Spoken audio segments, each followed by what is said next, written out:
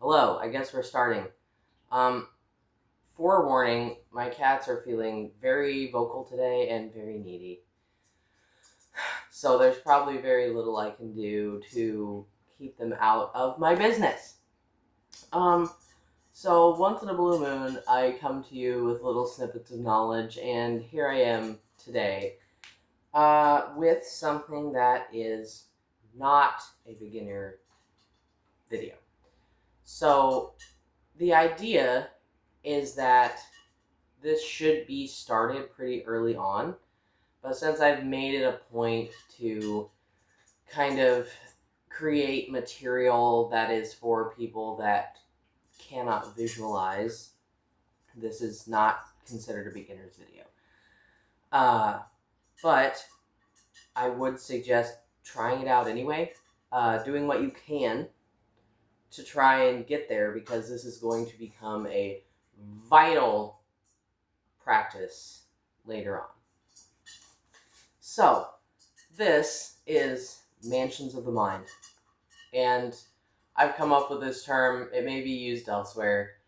But it is basically a very detailed, in-depth, and leading on clair, cognizant, sentient, literally all of your clairs, of a meditation, of a practice. And it is to take your meditation 10 steps up, 10 steps further. And I have always wondered what the difference is between maladaptive daydreaming and this, because I myself have a dissociative disorder. That's the reason I'm a different person every time I come to you. But during that, it's considered maladaptive daydreaming if you're a kid and you're always escaping to some imaginary mental world, which is why it's so easy to get sucked into fantasy novels, at least for myself and a lot of other people that I know. Read a lot as kids. And now that I'm an adult, there's other stuff to focus on. And so it's not necessarily the daydreaming stuff anymore. But, hi Minnow. In therapy, they will suggest, can you please not put your butthole on the camera? Thank you.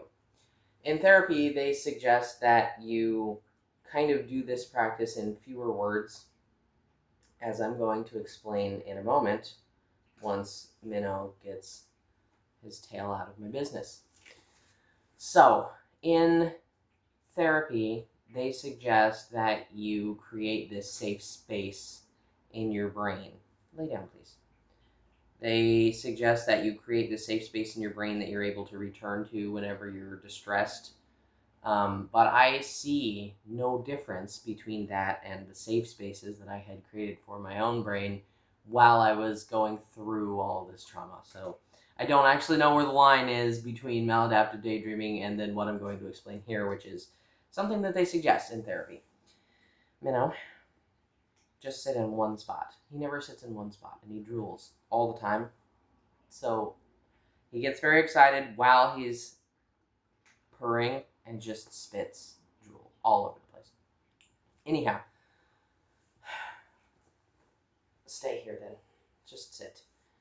So, this is particularly on the upkeep of the mental mansions, so considering that they have already been formed. But perhaps I shall make another video about forming the mansions themselves. And by mansions, I don't mean a house like that. I mean a place, generally for me, huge. And that will change as you get more comfortable in your visualization practice. So it is definitely not a house. It can be outside. It can be a city if you want, an entire city. It can be whatever you desire, my loves.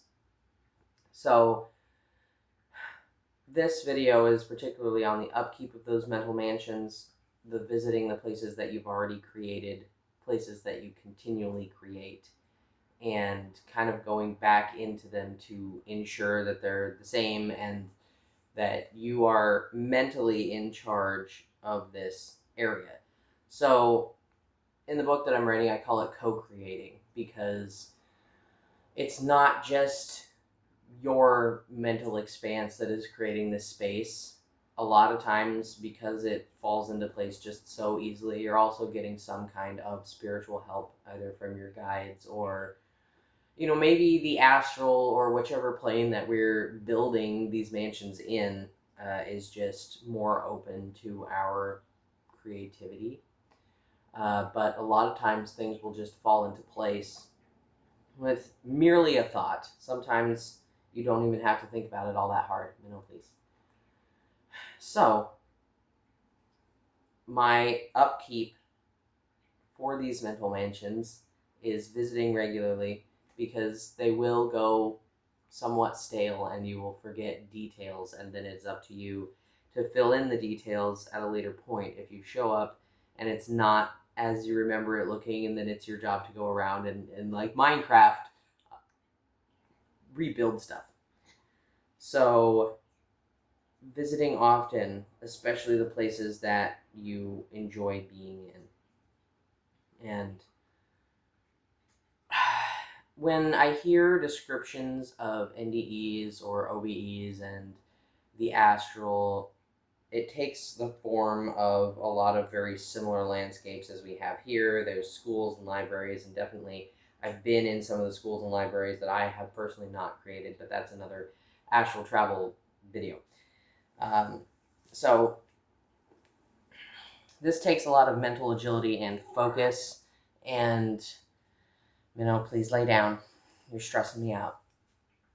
And after we have them built, it is less time consuming and less mentally consuming to go back and upkeep them rather than starting from scratch. A lot of times things will pop up that you don't want in your space, and I have a story about that I will likely tell at another point. It's hardwood floors, and if I just scoot him on the floor. Anyhow, so we also appreciate that these spaces are an easy place to channel from, because you're co-creating it with someone or something else. This is why I started in the beginning they're going to be freaking out the entire time. Because you're co-creating it with someone or something else, or perhaps many someones, it is a perfect space to go and create a two-way channel. So it is easy to get in and be in your space, and then also see other people, other things, and hear things in your space, because you're sharing the space with other beings, kind of like we would be here. If you go sit down in a park and you're trying to meditate, there's going to be other people around that may or may not interact with you, but they will be in the vicinity. So I suppose that if you want something that is completely solitude, that could be an option. For me, it's never really been an issue. Like, I'm able to have my own space within this larger shared space, and it hasn't really been a problem. His ears are just going to be there, I guess. So, the important key facts about my places is that I designed them intentionally with the purpose of being safe, being calming, being restorative, because a lot of those things that I am unable to get in my physical waking life. And this has been a pattern for me for my entire life, and so that's why that's my aim for my mental mansions. Please stop. Just sit there. Thank you. So we want to focus on how they feel. And if it is anxiety-inducing to go into a place that you've co-created, then I would stop going to that place. Just kind of like how I would stop going somewhere physically that if you're able to.